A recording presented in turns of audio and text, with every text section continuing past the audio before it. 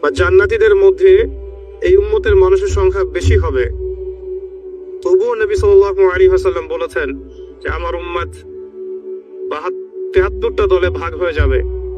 বনু ইসরাঈল 72 দলে ভাগ হয়েছিল। ওয়াতাফতারিকু উম্মতি আলা 73 মিল্লাহ, আমার উম্মত 73টা দলে ভাগ হয়ে যাবে। কুল্লুহুম ফিন-নার, প্রত্যেকটা দলই যাবে জাহান্নামে, ইল্লা মিল্লাতান ওয়াহিদা, একটা মাত্র দল ছাড়া। কিলা মান হিয়া ইয়া রাসূলুল্লাহ, বলা হলো তারা কারা হে আল্লাহর রাসূল সাল্লাল্লাহু আলাইহি ওয়াসাল্লাম? নবীজি বললেন মা আনা আলাইহি ওয়া আসহাবি, আমি যার উপরে আছি, আমার সাহাবীরা যার উপরে আছে।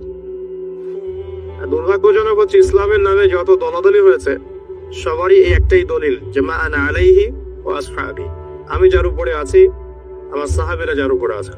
সবাই দাবি করে, আমরা তাই করছি। কেন বেশিরভাগ মানুষ জাহান্নামে যাবে? একটা উত্তর আমরা পেলাম, চোখ দিয়েছি দেখেনি, কান দিয়েছি শোনেনি, কলব দিয়েছি উপলব্ধি করেনি। অর্থাৎ আল্লাহর সত্যের সন্ধান তারা পায়নি, সত্যকে মূল্যায়ন করে নাই, আল্লাহ পাকের বিধানের আনুগত্য করেনি। আরেকটা কারণ আছে, সেটা হলো শিরক। কারণ যে বেশিরভাগ মানুষ জাহান্নামে যাবে তাদের আমল নামায় একটা পাপ থাকবে, খুব কমন পাপ, সেটা হলো শিরকের পাপ। কিভাবে এটা বলতে পারি? এভাবে পারি যে আল্লাহ পাক সূরা নিসার মধ্যে বলেছেন ইন্নাল্লাহা লা ইয়াগফিরু আন ইউশরাকা বিহি ওয়া ইয়াগফিরু মা দুনা যালিকা লিমান ইয়াশা। আল্লাহ পাক বলছেন আমি শিরক ছাড়া অন্য যে কোনো গুনাহ যাকে ইচ্ছা ক্ষমা করে দেব। আল্লাহ পাক বলছেন আমি, আল্লাহ পাক শিরকের গুনাহ মাফ করেন না, অন্য যে কোনো গুনাহ যাকে ইচ্ছা আল্লাহ পাক মাফ করে দিবেন ইনশাআল্লাহ। আল্লাহ পাক যখন ঘোষণা দিলেন যে শিরক ছাড়া অন্য গুনাহ আমি মাফ করে দেব ইনশাআল্লাহ, শুধু মানুষের সাথে জড়িত বিষয় বাদ দিয়ে। কারণ মানুষের সাথে জড়িত বিষয় আল্লাহ রাব্বুল আলামিনের কাছে ক্ষমা চেয়ে লাভ হচ্ছে না। যেটা মানুষের সাথে জড়িত বিষয় সেটা আল্লাহর কাছে ক্ষমা চেয়ে লাভ হচ্ছে না। ধরেন আপনি কারো গীবত করেছেন, নাউজুবিল্লাহ, কারো সম্পদ আত্মসাৎ করেছেন, কারো প্রতি জুলুম করেছেন, কাউকে গালি দিয়েছেন, চুরি ডাকাতি করেছেন, ছিনতাই করেছেন, অন্যের সম্পদ আত্মসাৎ করেছেন, কাউকে ধর্ষণ করেছেন, অর্থাৎ অন্য কারো সম্মানহানি করেছেন, জান মাল ইজ্জতের হানি করেছেন। এই বিষয়টার ক্ষমা আল্লাহর কাছে পাওয়া যাবে না। এই ক্ষমাটা ওই বান্দার কাছে নিতে হবে যে ভাই আমি আপনার গীবত করেছিলাম, আমাকে মাফ করে দেন। ভাই আমি আপনার সম্পদ চুরি করেছি, এই নেন, ফেরত নেন। ভাই আমি তোমার জমি আত্মসাৎ করেছি, এটা তোমার, তুমি নিয়ে নাও। ভাই আমি তোমার কাছে টাকা ধার নিয়েছিলাম, দেইনি, এই যে দিয়ে দিলাম, শোধ। প্রতিটা বিষয় যেটা মানুষের সাথে জড়িত, হাক্কুল ইবাদ, এটা আল্লাহর কাছে ক্ষমা হবে না, এটা তার কাছেই ক্ষমা নিতে হবে, এবং এটা খুব কঠিন বিষয়। এর জন্য একটা কলবুন সালিম দরকার হয়, মানে সৎ মনের দরকার হয়। আর এই সৎ মন অনেক দাড়ি টুপির ভিতরেও থাকে না। আমি কি বুঝাতে পারছি? এই মনস্তাত্ত্বিক সততা দাড়ি টুপি জুব্বা পাগড়ির ভিতরে নাও থাকতে পারে, এটা ভিতরের ব্যাপার। যার কলব যত বেশি পরিচ্ছন্ন আলোকিত, সে তত বেশি সৎ হবে ইনশাআল্লাহ। কোনো কোনো ক্ষেত্রে আমরা এমনও দেখেছি যে একজন নন মুসলিম হিন্দু সম্প্রদায়ের মানুষ, সে মাপে কম দিচ্ছে না, একজন মুসলিম দিচ্ছে। কোনো কোনো ক্ষেত্রে দেখবেন আপনাদের এলাকায় আগে হিন্দু সম্প্রদায় বেশি ছিল না?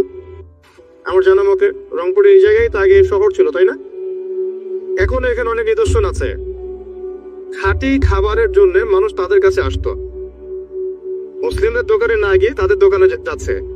তাদের দুধটা হবে খাঁটি, ঘিটা হবে খাঁটি, মিষ্টি হবে খাঁটি। মুসলিমের দোকান বাদ দিয়ে তাদের কাছে যাচ্ছে মানুষ। সততা দিয়ে তারা মানুষের মন জয় করলো। কোনো কোনো ক্ষেত্রে আপনি দেখবেন একজন অমুসলিম রাষ্ট্রের দায়িত্বে আছে, প্রশাসনে আছে, বা সামাজিক দায়িত্বে আছে, ব্যবসা করছে, চাকরি বাকরি করছে। কোনো কোনো ক্ষেত্রে দেখা যায় যে তারা অনেক মুসলিমের চেয়ে বেশি সৎ। হ্যাঁ, ঘুষ নিচ্ছে না, দুর্নীতি করছে না, ব্যবসায় ভাবে কম দিচ্ছে না, সিন্ডিকেট করছে না, চোরা কারবারি করছে না। অনেক ক্ষেত্রে দেখা যায় এই শ্রেণীর মানুষদেরকে আল্লাহ পাক হেদায়েত দিয়ে দিতে পারেন। যাদের মনের মধ্যে আল্লাহ পাক সততা দেখবেন, আল্লাহ পাক তাকে হেদায়েত দিবেন ইনশাআল্লাহ। এটাই নিয়ম। আর যার হৃদয়ের মধ্যে সততা নাই, বাহ্যিক ভাবে যদি মনেও হয় যে সে জান্নাতের পথে হাঁটছে, এমন হতে পারে দিন শেষেও জাহান্নামেই যাবে। নাউযুবিল্লাহ। যে প্রসঙ্গে এখানে আসলাম, মানুষের সাথে জড়িত হকটা মানুষের সাথেই ডিল করতে হবে। এটা কাবা ঘরের গেলাফ ধরে কানলেও ক্ষমা হবে না।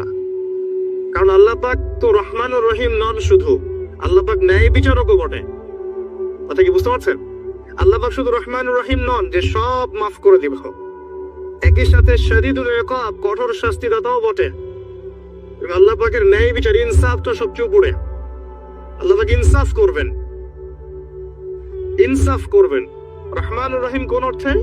আল্লাহ পাক চান যে তার বান্দারা জান্নাতে যাক, এবং তার জন্য আল্লাহ পাক নবী রাসূল পাঠিয়েছেন, আসমানে কিতাব পাঠান, মানুষকে খাওয়ান, পড়ান, হেদায়েত দেন, ভালো মন্দ বোঝান, বিবেক দেন, সবকিছু দেন। রহমান ও রহিম ছাড়া কোন সত্তা এমন করতে পারে? এরপরেও যখন মানুষ জাহান্নামের পথে হাঁটবে, তখন আল্লাহ পাক কি আমরা দোষ দিতে পারবো? পারবো না। কিয়ামতের দিনের দরকার ছিল। আগে আমরা ভাবতাম যে কিয়ামতের দিনের কি দরকার ছিল, ছোটবেলায় ভাবতাম আর কি, যে এত সমস্যা, মানুষ হয়ে জন্ম নিয়েই তো বিপদে পড়ে গেলাম, কিয়ামতের দিনে তো অবস্থা খারাপ, কি জন্য আল্লাহ এত কঠিন শাস্তি দিবেন, জাহান্নাম সৃষ্টি করেছেন ইত্যাদি। সত্যিকার অর্থে কিয়ামতের দিন না থাকলে কোন জালেমের বিচার হতো না, যাদের বিচার দুনিয়া হয়নি। কথা কি বুঝতে পারছেন? যে জালেমদের বিচার দুনিয়াতে হয় নাই, তারা পার পেয়ে যেত। কিয়ামতের মাঠ আছে বলেই তারা পার পাবে না। আর যে মাজলুমরা দুনিয়াতে কেঁদেছে, দুনিয়াতে কষ্ট সহ্য করেছে, সাফার করেছে, তাদের জন্য সুসংবাদ কিয়ামতের মাঠ, তারা সেখানে প্রতিদান পাবে ইনশাআল্লাহ। এই জন্যই কিয়ামতের মাঠের দরকার ছিল। না হলে সব জালেম কি হতো? পার পেয়ে যেত, যারা দুনিয়াতে বিচার পায়নি। তো এর জন্য সৎ মনের দরকার। যদি মানুষের সাথে জড়িত বিষয় থাকে, তাকে ফেরত দিতে হবে। যদি আপনি জনগণের সম্পদ আত্মসাৎ করে থাকেন, সবার সামনে দাঁড়িয়ে বলতে হবে যে তোমাদের এই সম্পদ ছিল, আমি আত্মসাৎ করেছি, আমার সম্পদ থেকে এগুলো নিয়ে নাও। তারপরে জান্নাতের প্রশ্ন আসবে, তার আগে নয়। এত সহজ নয়। তাহলে কিয়ামতের মাঠে উঠে দেখবেন কিছু কিছু মানুষের ঘাড়ের মধ্যে দেখবেন রিলিফের মাল আছে। হ্যাঁ, কিয়ামতের মাঠে উঠে দেখবেন কিছু মানুষের ঘাড়ে রিলিফের মাল আছে, টিন আছে, গম আছে, চাল আছে, ত্রাণ আছে। নবী সাল্লাল্লাহু আলাইহি ওয়াসাল্লাম বলেছেন, যে যেটা আত্মসাৎ করবে সেটা নিয়ে কিয়ামতের মাঠে উঠবে। হ্যাঁ, কেউ যদি একটা গরু আত্মসাৎ করে থাকে, গরু তার ঘাড়ে থাকবে। হ্যাঁ, গরু নিয়ে উঠবে সে। কেউ যদি ছাগল আত্মসাৎ করে থাকে, ছাগল থাকবে ঘাড়ে। কেউ যদি কারো জমি আত্মসাৎ করে থাকে, জমি, ওই এক তবক হলে 7 তবক চাপিয়ে দেওয়া হবে। তবক মানে তো বোঝেন, তবক আইন তবাক, কোরআন পড়ে দেখেন। এর জন্য দুনিয়াতে হকটা মেটাতে হবে, এটা খুব ডিফিকাল্ট। ওমর রাদিয়াল্লাহু আনহু একবার একজন বেদুইনের বুকের মধ্যে লাঠি দিয়ে আঘাত করেছিলেন। আঘাত করাটা তার জন্য জায়েজই ছিল ওই সময়, কারণ সে বিরক্ত করছিল বারবার। ওমর রাদিয়াল্লাহু আনহু রাষ্ট্রীয় বড় দায়িত্ব পালনে ব্যস্ত ছিলেন। এই সময় একজন বেদুইন এসে তার জামা ধরে টান দিচ্ছে, দিয়ে বলছে যে আমার কথা শোনেন, আমার কথা শোনেন। তিনি ব্যক্তিত্ব সম্পন্ন মানুষ ছিলেন, লাঠি দিয়ে একটু কথা দিয়েছেন, দেখছো না আমি ব্যস্ত আছি। একটু পরেই তার চিন্তা হলো, আমি কি জুলুম করে ফেললাম? একজন সাহাবীকে পাঠালেন তাকে ডেকে নিয়ে আসে। সেই সাহাবী তাকে ডেকে নিয়ে আসলেন। এবার সেই ব্যক্তিকে দাঁড় করিয়ে ওমর রাদিয়াল্লাহু আনহু বলছেন, আমিরুল মুমিনিন, অর্ধ জাহানের খলিফা, অর্ধেক বিশ্বের খলিফা, ছোট্ট একটা কান্ট্রির না, পুরো অর্ধেক বিশ্বের খলিফা। তিনি বলছেন, এই লাঠি নাও। হাদা সদরি ইন আরাত, এই যে আমার বুক, তুমি যদি চাও আমার বুকে ওইভাবেই গোতা দিয়ে প্রতিশোধ নিয়ে নাও। আমি কি বুঝাতে পারছি কথা কিছুটা? এই ব্যক্তি হতভম্ব হয়ে গেল যে সত্যি কি উনি আমাকে এই কথাটা বলছেন? তিনি আমিরুল মুমিনিন হয়ে এই কথা বলছেন যে আমার বুকের মধ্যে লাঠি দিয়ে আঘাত করে তুমি প্রতিশোধ নিয়ে নাও। ওমর রাদিয়াল্লাহু আনহু বলছেন, হ্যাঁ এটা করো, কিয়ামতের মাঠে আমাকে আল্লাহর ওয়াস্তে জবাবদিহি করায়ও না। তখন সেই ব্যক্তি বলছে, আমিরুল মুমিনিন, আমার এটার কোনো প্রয়োজন নেই, আমি আপনাকে মাফ করে দিলাম। ওমর ইবনে খাত্তাব তিনি বলছেন যে আল্লাহ তোমাকে মাফ করে দিন। সুবহান। এই ছিল ইনসাফ। যদি মানুষের সাথে জড়িত কোনো হক থেকে থাকে তাহলে এই দুনিয়াতেই পরিশোধ করতে হবে। কারো টাকা নিয়ে থাকলে টাকা ফেরত দিয়ে দিবেন। কারো যদি জমি সম্পত্তি কোনোভাবে ঝগড়াঝাটি হয়ে থাকে, জমি নিয়ে নিয়েছেন কোনোভাবে, ফেরত দিয়ে দিবেন। যদি বোনের সম্পত্তি পাওয়ার অধিকার থাকে দিয়ে দিবেন। যার যার হক তাকে তাকে দিয়ে দিবেন। পরকালের জন্য নিউট্রাল হয়ে যান। পরকালে মানুষের সাথে জড়িত কোনো হক নিয়ে ওঠেন না, খুব ডিফিকাল্ট। কি হবে তাহলে? পরিণতিটা এটা হবে, নবী সাল্লাল্লাহু আলাইহি ওয়াসাল্লাম বলেছেন, কিয়ামতের মাঠে কিছু মানুষ উঠবে যারা নামাজ, রোজা, হজ, যাকাত, সাদাকা এরকম অনেক নেকি নিয়ে উঠবে। নেকি নিয়ে ওঠার পরে দেখবে সামনে যে অনেক মানুষ দাঁড়িয়ে আছে পাওনাদার, কারো গীবত করেছে, কাউকে ধর্ষণ করেছে, কারো সম্পদ আত্মসাৎ করেছে, কাউকে গালি দিয়েছে, কাউকে জুলুম করেছে ইত্যাদি। এই মানুষগুলো দাঁড়িয়ে থাকবে। ওই সময় তো আর বেচা কেনার সুযোগ নাই, পরিশুদ্ধ হওয়ার সুযোগ নাই। আল্লাহ পাক তখন বলবেন যে এই ব্যক্তিদের নেকি তাদের আমল নামায় দিয়ে দাও, পাওনাদারদের আমল নামায় এই নেকি দিয়ে দাও। ও নামাজ, রোজা, হজ, যাকাতের নেকি থেকে তাদের ঋণ শোধ করা হবে। এবং শোধ করতে করতে যদি নেকি শেষ হয়ে যায় তখন ওই ব্যক্তিদের গুনাহ থেকে গুনাহ এই ব্যক্তির আমল নামায় যুক্ত করা হবে। পরিশেষে এই ব্যক্তি যাবে জাহান্নামে, ওরা চলে যাবে জান্নাতে। মানে নাউজুবিল্লাহ। দুনিয়াতে আল্লাহর সাথে জড়িত বিষয় থাকতে পারে, পরকালে যেন মানুষের সাথে জড়িত কোনো হক রাখেন না। এটাই প্রথম নসিহত। আল্লাহ রাব্বুল আলামিন এটাই বলেছেন যে নিশ্চয়ই আল্লাহ শিরক ছাড়া সমস্ত গুনাহ মাফ করতে পারেন। তার মানে আমরা বুঝতে পারছি যে বেশিরভাগ মানুষ জাহান্নামে যাবে তাদের আমল নামায় শিরকের পাপ থাকবে। কিসের পাপ থাকবে? শিরকের পাপ থাকবে। কারণ আল্লাহ পাক বলেছেন শিরক ছাড়া যে কোনো গুনাহ তিনি ক্ষমা করতে পারেন। এবং মেরাজের রাতে যখন নবী সাল্লাল্লাহু আলাইহি ওয়াসাল্লাম আল্লাহর সাথে সাক্ষাৎ করেছেন, আল্লাহ পাক তিনটা প্রতিশ্রুতি দিয়েছেন, তিনটা হাদিয়া, উপহার। একটা হচ্ছে 50 ওয়াক্ত নামাজ, যেটাকে আমরা এখন 5 ওয়াক্ত পড়ি। 5 ওয়াক্ত পড়লে আপনি 50 ওয়াক্তের নেকি পাবেন ইনশাআল্লাহ। আর এই উম্মতের যে কোনো নেকির কাজ 10 দিয়ে গুণ করা হবে। একটা ভালো কাজ করলে আপনি 10 গুণ নেকি পাবেন, আল্লাহ পাক এটা বলে দিয়েছেন। কিন্তু গুনাহ একটা করলে একটাই পাবেন। একটা গুনাহ করেছেন, একটাই থাকবে, এটাকে 10 দিয়ে গুণ করা হবে না। এটা প্রথম হাদিয়া। দ্বিতীয় হাদিয়া হচ্ছে সূরা বাকারার শেষের 3টা আয়াত। সূরা বাকারার শেষের 3টা আয়াত, লিল্লাহি মা ফিস সামাওয়াতি, এখান থেকে ফানসুরুন আলাল কওমিল কাফিরিন পর্যন্ত। এটা একটা হাদিয়া। এবং নবী সাল্লাল্লাহু আলাইহি ওয়াসাল্লাম বলেছেন, রাতের বেলা কেউ যদি এই 3টা আয়াত পড়ে ঘুমায়, ঘুমানোর আগে 3টা আয়াত পড়ে নিয়ে ঘুমায়, তো মাগরিবের নামাজের পর থেকে পড়া শুরু করে। কারণ মাগরিবের পর থেকে রাত শুরু হয়। পশ্চিমা বিশ্বের মতো 12টার পর থেকে রাত শুরু হয় না ইসলামে, সূর্য ডুবলেই রাত শুরু হয়। তো নবী সাল্লাল্লাহু আলাইহি ওয়াসাল্লাম বলেন তার আমল নামায় সারা রাত ইবাদতের নেকি দেওয়া হবে ইনশাআল্লাহ। আরেকটা হাদিয়া হচ্ছে এটা, আল্লাহ পাক ঘোষণা দিয়েছেন এই উম্মতের কোনো ব্যক্তি যদি শিরক না করে মারা যায়, এই উম্মতের কোনো ব্যক্তি যদি শিরক না করে মারা যায়, মানুষের সাথে জড়িত কোনো পাপ না থাকে, ইনশাআল্লাহ আল্লাহ পাক তাকে মাফ করে দিবেন। আর এই সূরা নিসার আয়াতটাও এটাই প্রমাণ করছে। আল্লাহ পাক বলছেন ইন্নাল্লাহা লা ইয়াগফিরু আন ইউশরাকা বিহি, আল্লাহ পাক শিরকের গুনাহ মাফ করেন না। ওয়া ইয়াগফিরু মা দুনা যালিকা লিমান ইয়াশা, এবং এছাড়া যে কোনো পাপ আল্লাহ পাক যাকে ইচ্ছা মাফ করতে পারেন। আল্লাহ পাক পরম করুণাময়, অসীম দয়ালু। এক ব্যক্তি 100টা খুন করেছিল, 99টা খুন করার পরে, এটা বনু ইসরাইলের ঘটনা, এটা গল্প নয়, কেচ্ছা কাহিনী নয়, সত্য ঘটনা। সে তওবার সুযোগ খুঁজছে, তওবা করা যাবে কিনা। খুঁজতে খুঁজতে খুঁজতে একজন আবেদের কাছে গিয়েছে। আবেদ মানে যে ইবাদত করে কিন্তু জ্ঞান নাই। দুই রকম মানুষ থাকে মুসলিমদের মধ্যে, একজন এক শ্রেণী আলেম যারা জানে এবং জানা অনুযায়ী আমল করে, আর এক শ্রেণী হচ্ছে খুব একটা জানে না কিন্তু দেখা দেখে আমল করে, এদেরকে বলা হয় আবেদ। এই ব্যক্তি ছিল আবেদদের একজন। তার কাছে গিয়ে বলছে আমার কি তওবা হবে, আমি 99টা খুন করেছি, সিরিয়াল কিলার। সেই ব্যক্তি বলেছে না, তোমার কিসের ক্ষমা, তুমি এতগুলো খুন করেছো, তোমার ক্ষমা হতে পারে। রাগে এই ব্যক্তিকেও সে খুন করেছে, করে 100টা পূর্ণ করেছে। এরপরে আরেকজনের সন্ধান পেয়েছে যে একজন আলেম, তার কাছে গিয়ে তওবার সুযোগ খুঁজছে। সে বললো হ্যাঁ তোমার তওবা হবে ইনশাআল্লাহ, তুমি খালেস ভাবে তওবা করো, করে এই এলাকা থেকে চলে যাও। কারণ তওবার পরে নতুন জীবন শুরু করবে, এই পরিবেশে থাকলে তুমি অতীতের হিস্ট্রি গুলো তোমার মনে করবে, তুমি চলে যাও দূরে কোথাও, সেখানে গিয়ে থাকা শুরু করো। সে তওবা করে ওইদিকে চলে যাচ্ছিল, রাস্তায় মৃত্যু হয়। এবার দুই শ্রেণীর ফেরেশতা চলে আসছে, জান্নাতের এবং জাহান্নাম। কে তার আত্মা নিবে? আমরা মৃত্যুর সময় টের পেয়ে যাবো যে কে জান্নাতি কে জাহান্নামী। ফেরেশতাদের আকৃতি দেখেই, ঠিক আছে? আর একজন মানুষের মৃত্যু থেকেই তার কিয়ামত শুরু হয়ে যায়। কিয়ামত কবে হবে এর চেয়ে বড় কথা যে মৃত্যুর জন্য আমরা প্রস্তুত কিনা। তো এখন জাহান্নামের ফেরেশতারা রূহ নিতে চাচ্ছে ওই ব্যক্তির, আবার জান্নাতি ফেরেশতারাও চাচ্ছে। দুজনের মাঝখানে একটা ডিবেট চলছে।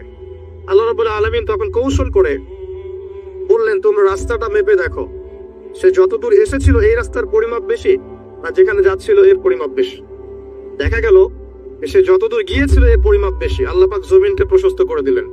এভাবে কৌশল করে আল্লাহ পাক এই ব্যক্তিকে মাফ করে দিলেন। এখানে আপনাকে খুনের এক্সেস দেওয়া হচ্ছে না। এই হাদিসটা বলে আপনাকে খুন করতে উৎসাহিত করা হচ্ছে না। আপনাকে বোঝানো হচ্ছে আল্লাহ পাকের মার্সি, দয়া কত প্রশস্ত। আরেক ব্যক্তি ছিল, সে ব্যভিচারিণী, ব্যক্তি না, সে মহিলা। সে ব্যভিচারিণী মহিলা, প্রস্টিটিউশনে ছিল, যাকে আমরা এখন যৌনকর্মী বলি বর্তমান আধুনিক সভ্যতায়, সো কল্ড আধুনিক সভ্যতায়। এবং তাদের অধিকারের জন্য আমরা অনেক কিছুই করতে চেষ্টা করি। আমরা একটা স্লোগানও দিই, আমার দেহ আমার সিদ্ধান্ত। নাউজুবিল্লাহ। তো এই মহিলা রাস্তা দিয়ে যাচ্ছিল, দেখেছে একটা কুকুর পিপাসার্থ, প্রচন্ড পিপাসার্থ, জিহ্বা বেরিয়ে গেছে। তার মায়া লাগলো, সে নিজের মোজাটা খুলে কুয়াতে নামালো। আমি অনেক কষ্ট করে সে পানি উঠালো, উঠিয়ে কুকুরকে পান করিয়েছে। এই একটা কাজের জন্য আল্লাহ পাক তাকে মাফ করে দিয়েছে। আরেকজন ব্যক্তি যে প্রচন্ড পাপী ছিল, মৃত্যুর সময় সে তার সন্তানদেরকে ওসিয়ত করছে যে আমি অনেক অন্যায় করেছি, আল্লাহ যদি আমাকে ধরতে পারেন তাহলে আমার অবস্থা খারাপ। তো আমি যখন মারা যাব তখন আমার দেহটাকে পুড়িয়ে ফেলবে, পুড়িয়ে অর্ধেক ছাই বাতাসে ভাসিয়ে দিবে আর অর্ধেক ছাই সমুদ্রে ভাসিয়ে দিবে। মানে বাতাসে অর্ধেক উড়িয়ে দিবে, সমুদ্রে অর্ধেক ভাসিয়ে দিবে। ছেলেরা তাই করলো। এই ব্যক্তির আকীদা কি? যদি আল্লাহ আমাকে ধরতে পারেন তাহলে খবর আছে। তার মানে ওর আকীদা যে আল্লাহ ধরতে পারবেন না এমন করলো, এটা কিন্তু কুফরি আকীদা, তাই নয় কি? পুনরুত্থানে বিশ্বাস না করাটা কুফরি নয় কি? ইমানের 6টা পিলারে একটা হচ্ছে পরকালে বিশ্বাস, তাই না? একটা পিলারই তো তার মধ্যে নাই। তো সন্তানরা তাই করলো। আল্লাহ পাক সাগরকে বললেন ছাই জমা করে দাও, জমিনকে বললেন ছাই জমা করে দাও। বাই দ্য ওয়ে, আল্লাহর আদেশ প্রকৃতি শোনে, মানুষ না শুনলে প্রকৃতি শোনে। সাগরের পরে গিয়ে আপনি দাঁড়িয়ে থাকবেন, এই বিশাল সমুদ্র গর্জন করতে করতে আসবে, এসে বিনয়ের সাথে আপনার পা ধুয়ে দিবে। আল্লাহ পাক তাকে আদেশ করেছেন, তোমার সামনে দাঁড়ালে পা ধুয়ে দিও, অহংকার করো না। আল্লাহ যখন ওই সমুদ্রকে আদেশ করবেন যে এই জনপদের লোকেরা আমার আদেশ মানছে না, জলোচ্ছ্বাস দিয়ে উড়িয়ে দাও, সমুদ্র তাই করবে। প্রকৃতি আল্লাহর কথা শোনেন। ছাই জড়ো করা হলো। জড়ো করার পরে আল্লাহ পাক এই ব্যক্তিকে আবার পুনরুজ্জীবিত করে জিজ্ঞাসা করলেন, কি জন্য এই কাজটা করেছেন, কেন এই কাজটা করেছো? তখন এই ব্যক্তি বলছে, হাদিসের কথাগুলো এমন, এই ব্যক্তি বলছে মিন খাশিয়াতিকা ইয়া রাব্বি, আল্লাহ আমি তোমার ভয়ে এই কাজটা করেছিলাম। আর তুমি খুব ভালো করেই জানো হে আল্লাহ যে আমি তোমার ভয়ে করেছি না অন্য কোনো কারণে করেছি। আল্লাহ পাক বললেন আমি তোমাকে মাফ করে দিলাম। আর দুজন ব্যক্তি, এটা বলে সামনে যাচ্ছেন, আর দুজন ব্যক্তি, এটা আমাদের মুসলিমদের জন্য শিক্ষা আছে। আমরা মুসলিমরা মনে করি যে আমরা সুপিরিয়র হয়ে গেছি। মাশাআল্লাহ, জুমার নামাজে আসি, রমজানের রোজা রাখি, মাঝে মাঝে একটু যাকাত দেই, সুযোগ পেলে একটা হজ উমরা করে আসি, তাই না? মাঝে মাঝে মসজিদে এসে নামাজ পড়ি, আমরা মনে হয় জান্নাতের সার্টিফিকেট পেয়ে গেছে, আমরা এমনটা মনে করি আর কি। দুই ব্যক্তি, একজন অনেক আল্লাহওয়ালা মানুষ, আর একজন হচ্ছে যে আল্লাহর দিনের খুব একটা পরোয়া করে না। তো এই বন্ধু সেই বন্ধুকে দাওয়াত দেয়, দিনের পথে আসো, দিনের পথে আসো আসো। এই ব্যক্তি শোনে না। একদিন এই ব্যক্তি বলে ফেললো, যে ব্যক্তি একটু পায়াস টাইপের রিলিজিয়াস মুসলিম, সে বলে ফেললো যে আল্লাহ তোকে কখনো মাফ করবে না। কথাটা শোনেন, আল্লাহ তোকে মাফ করবে না, তোকে এত ডাকি দাওয়াত দিয়ে তুই কথা শুনিস না। মৃত্যুর পরে আল্লাহ পাক এই দুইজনকে জীবিত করলেন। জীবিত করে বললেন, কে তোমাকে ইখতিয়ার দিয়েছে যে আমি কাউকে ক্ষমা করব কি করব না এই বিষয়ে সিদ্ধান্ত দেওয়ার? আজকে আমি ওকে মাফ করে দিলাম আর তোমাকে জাহান্নামে দিলাম, যাও। যার মনের মধ্যে যাররা পরিমাণ অহংকার থাকবে সে ব্যক্তি জান্নাতে যেতে পারবে না। আর অহংকার এবং রিয়াটা এত সূক্ষ্ম যে অন্ধকার রাতে কালো পাথরের উপরে যদি কালো পিঁপড়া হাঁটে, এটা যেমন সূক্ষ্ম, রিয়া এবং অহংকার এতটাই সূক্ষ্ম। এবং যখন আপনারা ইসলামিক ব্যক্তিত্বদেরকে নিয়ে আইওয়াস এবং শোডাউনে লিপ্ত হন, তখন অহংকার তাদের মনের মধ্যে চলে আসতে পারে। এই বিষয়গুলো থেকে সম্পূর্ণ দূরে থাকা উচিত। আল্লাহ পাক আপনাদেরকে বোঝার তৌফিক দান করুন। শিরকের পাপ থেকে বেঁচে থাকুন, মানুষের সাথে জড়িত পাপ থেকে বেঁচে থাকুন। আল্লাহ পাক পরম করুণাময়, অসীম দয়ালু। আল্লাহ পাক সমস্ত গুনাহ মাফ করতে পারেন। এর মানে এই নয় যে গুনার এক্সেস দেওয়া হচ্ছে, লাইসেন্স দেওয়া হচ্ছে, এমনটা নয়। আল্লাহ পাকের দয়া বোঝানো হচ্ছে। আল্লাহ আপনাকে ভালোবাসেন এবং আল্লাহই আপনাকে প্রকৃত অর্থে ভালোবাসেন, বাকিরা আপনাকে স্বার্থের জন্য ভালোবাসেন। মনে রাখবেন, প্রকৃত অর্থে শুধু আল্লাহই তার বান্দাদেরকে ভালোবাসেন, বাকিরা মানুষের অবস্থানকে ভালোবাসে, মানুষের ব্যক্তি সত্তাকে নয়, আপনার আত্মাকে নয়, আপনার অবস্থানকে। এটা আপনি হারে হারে উপলব্ধি করবেন যত দিন যাবে। বাকি বিষয়গুলো স্বার্থকেন্দ্রিক। আল্লাহ রাব্বুল আলামিনের ভালোবাসা স্বার্থকেন্দ্রিক নয়, নিঃস্বার্থ। আল্লাহর জন্য ভালোবাসো। মাকে ভালোবাসেন আল্লাহর জন্য, বাবাকে ভালোবাসেন আল্লাহর জন্য, আপনি সন্তান সন্ততিকে ভালোবাসেন আল্লাহর জন্য, স্ত্রীকে ভালোবাসেন আল্লাহর জন্য। তাদের জন্য করেন আল্লাহকে সন্তুষ্ট করার জন্য, তাদের কাছে কিছু পাওয়ার আশায় না। যখন আপনি কারো কাছে কিছু পাওয়ার আশা করবেন, তখন তার কাছ থেকে কষ্ট পাবেন। যখন কারো কাছে কিছু পাওয়ার জন্য আপনি আশা করবেন, তখন তার কাছে কষ্ট পাবেন। এর বাইরে একটা ভালোবাসা থেকে, ডিভাইন, আল্লাহর পক্ষ থেকে আসে। সেই দুই ব্যক্তি যারা আরশের ছায়ায় ছায়া পাবে, ওই 7 শ্রেণীর মধ্যে এক শ্রেণী হচ্ছে ওই দুই ব্যক্তি যারা একে অপরকে শুধু আল্লাহর জন্য ভালোবাসতো। এই ভালোবাসা, মুআমালাত, আপনার উঠা বসা, চলাফেরা, ইবাদত, প্রতিটা কাজ হোক শুধু আল্লাহর সন্তুষ্টির জন্য। এটাই হচ্ছে তাওহীদের চূড়ান্ত লেভেল। তখন গিয়ে আপনি আল্লাহর মারিফত বুঝতে পারবেন, আল্লাহকে আপনি আপন করে পাবেন। যখন ডাকবেন, দেখবেন আল্লাহ আপনার কাছে আছে। এমন সময় দেখবেন মনে মনে কিছু চিন্তা করেছেন যে আমার এটা দরকার, দেখবেন বাসায় গিয়ে ওটা হাজির আপনার সামনে। নবী সাল্লাল্লাহু আলাইহি ওয়াসাল্লাম এটাই বলেছেন, জুতার ফিতার প্রয়োজন হলেও আল্লাহর কাছে চেয়ে নাও। তোমার যদি জুতার ফিতার প্রয়োজন হয়, আল্লাহর কাছে চেয়ে নাও, কারো কাছে চেয়েও না। আব্দুর রহমান বিন আউফ রাদিয়াল্লাহু আনহু মদিনায় গিয়েছেন হিজরত করে। অন্য একজন সাহাবী বলছেন, আমার 2টা বাড়ি আছে, একটা নিয়ে নেন, 2টা জমি আছে, একটা নিয়ে নেন। আব্দুর রহমান বিন আউফ তিনি বলছেন, আরিনি আইনাস সুক, আমাকে দেখিয়ে দাও যে বাজার কোথায়। অল্প কিছু খেজুর কিনলেন, আল্লাহর প্রতি তাওয়াক্কুল করে গায়রাতের পরিচয় দিলেন, ব্যক্তিত্বের পরিচয় দিলেন, দিয়ে তিনি চলে গেলেন বাজারে। বাজারে গিয়ে ব্যবসা শুরু করলেন।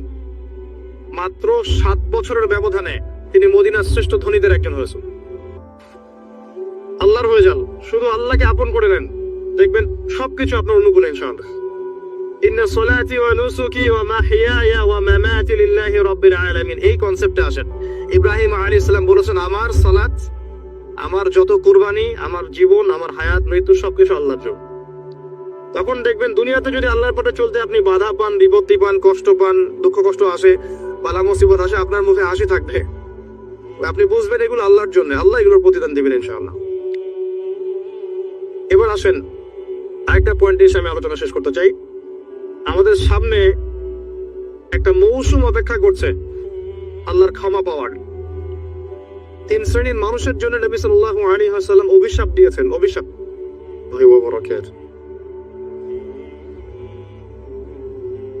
ইন্নাল হামদুলিল্লাহ নাহমাদুহু ওয়া নাস্তাঈনুহু মান ইয়াহদিহিল্লাহু ফালা মুদিল্লা লাহু ওয়া মান ইউদ্লিল ফালা হাদিয়া লাহু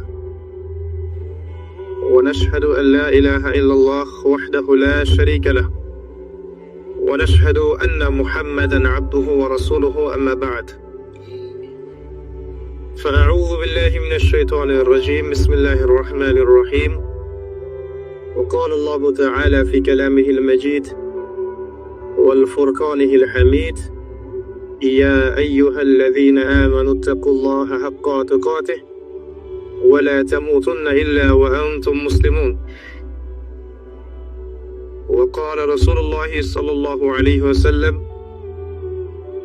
القرآن حجة لك وعليك رب اشرح لي صدري ويسر لي أمري واحلل عقدة من لساني يفقه قولي اللهم فقهنا في الدين وعلمنا التأويل اللهم اجعلنا منهم الذين آمنوا وعملوا الصالحات وتواصوا بالحق وتواصوا بالصبر আলহামদুলিল্লাহ, যাবতীয় প্রশংসা এবং গুণগান একমাত্র মহিয়ান ও গরিয়ান আল্লাহ রাব্বুল আলামিনের জন্য, যে আল্লাহ সুবহানাহু ওয়া তাআলা নাযিল করেছেন মহাবিশ্বের মহাবিশ্বয় মহাগ্রন্থ আল কোরআনুল কারীম। যে আল্লাহ পাক আমাদেরকে আজকে সুস্থ শরীরে মসজিদে আসার তৌফিক দান করেছেন, আমাদেরকে মুসলিম পরিবারে জন্মগ্রহণ করার তৌফিক দান করেছেন, মুহাম্মদ সাল্লাল্লাহু আলাইহি ওয়াসাল্লামের উম্মাহ হওয়ার সৌভাগ্য দান করেছেন, সকলেই শুকরিয়া আদায় করি, বলি আলহামদুলিল্লাহ।